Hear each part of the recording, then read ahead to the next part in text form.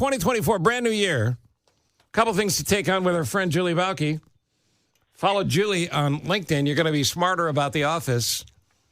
Julie's all over TikTok now, too. You're doing a great job there. Good morning to you. Good morning. Nice to talk to you as always. Happy New Year. Yes, happy to you all, too. A couple of headlines before we talk about the big vision of 2024. Does your boss play favorites at work?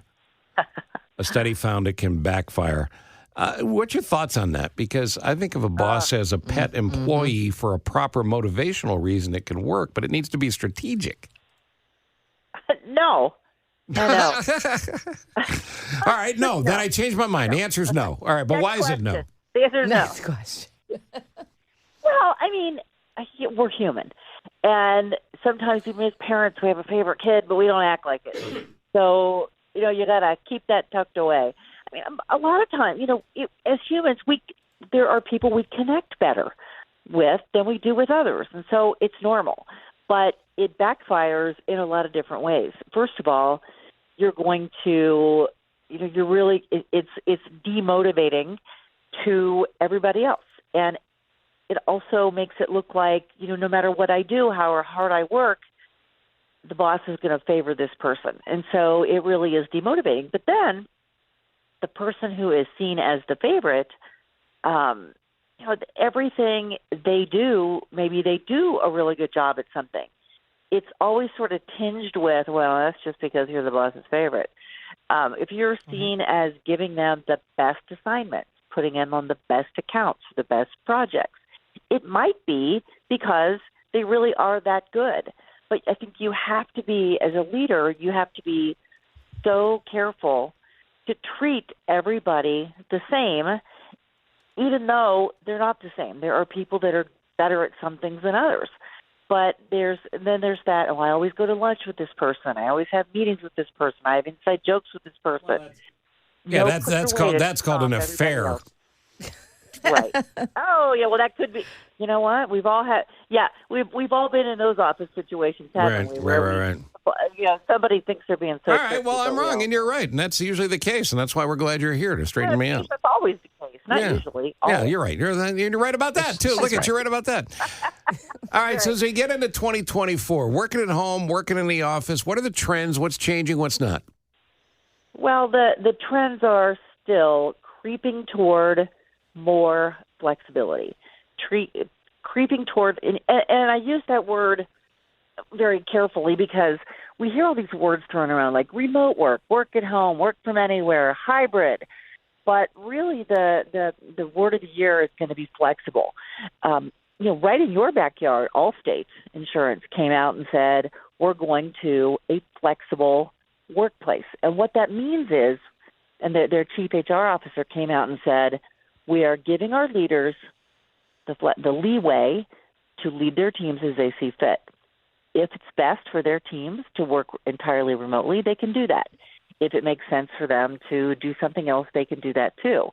And they saw a 26% increase in the number of applications to their open positions after they made that announcement. And so the desire for, the insistence for flexibility and the ability to manage all pieces of our lives is not going away, and companies are going to have to start to get on board because they're going to lose, because it's as older workers retire or leave the workforce for any reason, they are going to be, the workforce keeps marching on, and older people move on, and there are more younger people with this attitude that are entering the workforce. And so it's just a matter of time, but this is something that's not a trend. It's here to stay. Yeah, the working world has changed, Julie. No longer will we wear our gym shoes and nylons and skirts and take the train and walk in. Oh, no, don't even say pantyhose. Yes. Don't even say that word. Pantyhose and gym shoes with your power suit. Looks always so good. Now we get to stay home. Have you seen, or are you seeing the trend? I kind of at the end of last year, I noticed a lot of companies were voluntary layoffs or were having budget cuts. Was that just because it was end of the year? Will that flip around in this first quarter? Or is that the trend because they know that they want to kind of put their directives in other directions, or maybe even look to hiring people who are less expensive and will work remote?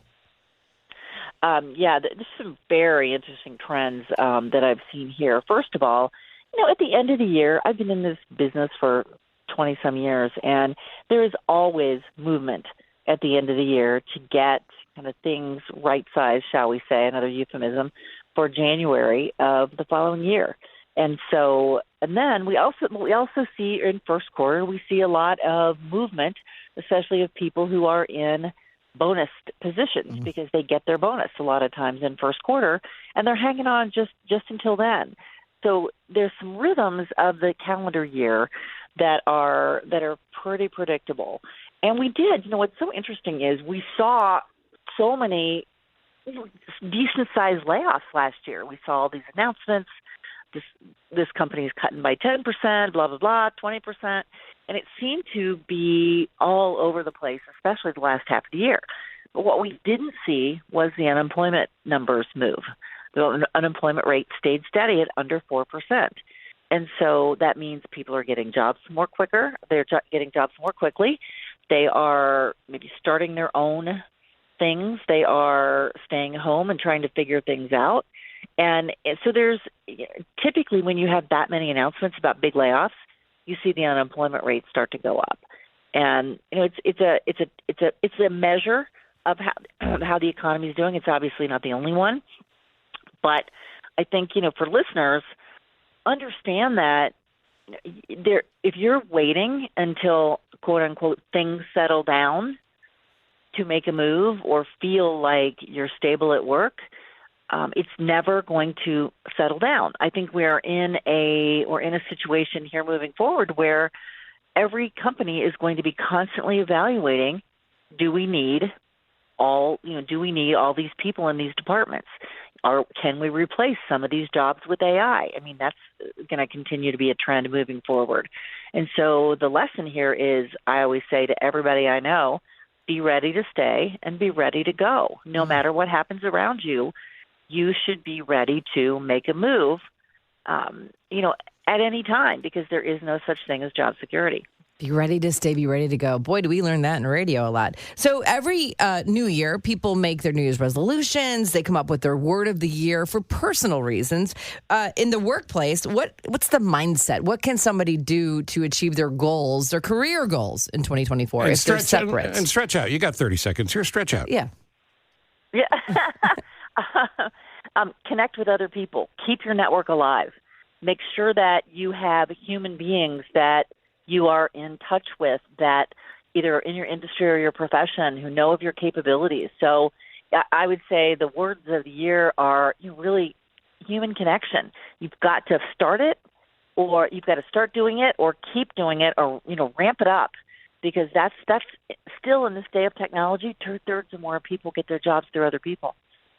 It's the Bauke Group, Bauke Group, thebaukegroup.com, on LinkedIn, on TikTok, on everywhere. Listen, love your work, serve your life, and not just another career coach. Let your work serve your life. That's right. Yeah. Put that under your pillow. Yeah, well, listen, I'm just glad you straightened me out this morning, Julie. That's all. Anytime. Enjoy your day. Happy New Year. Thanks, Julie. Thanks. Take care. There you go.